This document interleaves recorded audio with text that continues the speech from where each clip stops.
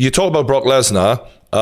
What you basically made his career. You know, they were building him up, and he had that big feud with you before he went off and became the MMA guy. Right. But you gave him such a push. What did it feel like to get in the ring with this guy, because he looks hella intimidating, but also then watch him take all that juice and go to the UFC?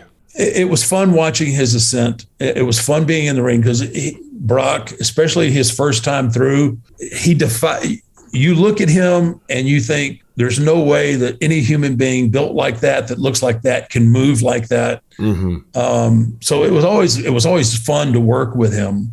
I had a long talk with Brock, and he came to me and he wasn't happy. Brock's not a people person. I don't know if you've picked that up. I mean, he's not, happy cowboy Brock is a little different than Brock. The real Brock keeps to himself. He lives up in Saskatchewan or wherever he lives, up in the, and hunts and fishes and does all that.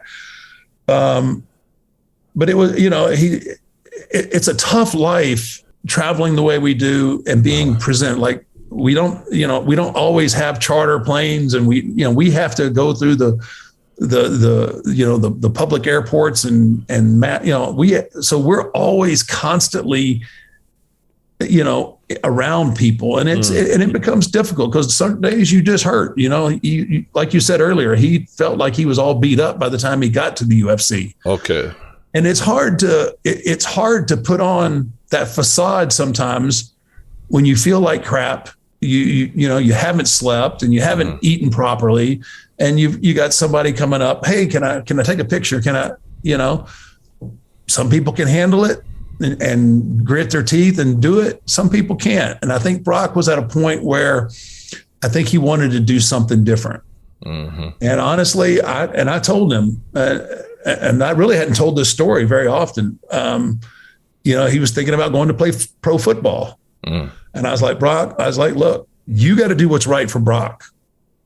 Everyone's going to be pissed that you're going to leave, and they've put all this money and this push behind you. But if you don't go do this, you're going to look back one day with the what ifs.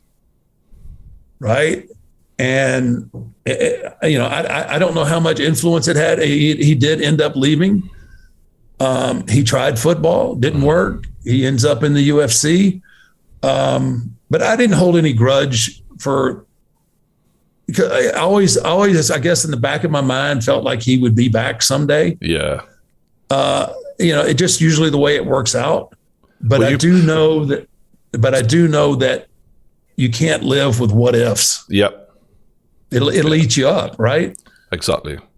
So, I didn't have a problem.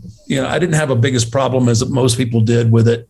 Really? Was there some serious venting going on in the back? Like, I assume Vince especially was like, there goes the golden goose that I made The Rock lose to him. I've got Undertaker to lose to him, and now he's fucked off out the door. Yeah. As a business sense. Yeah. That's tough to put those resources behind somebody and then them leave, but it's all come back around. And Brock's it's worked out great for Brock, and it's worked out great for Vince. It just took longer than what I think everyone expected. But yeah, there was obviously a lot of heat on Brock leaving after all those guys doing the favor.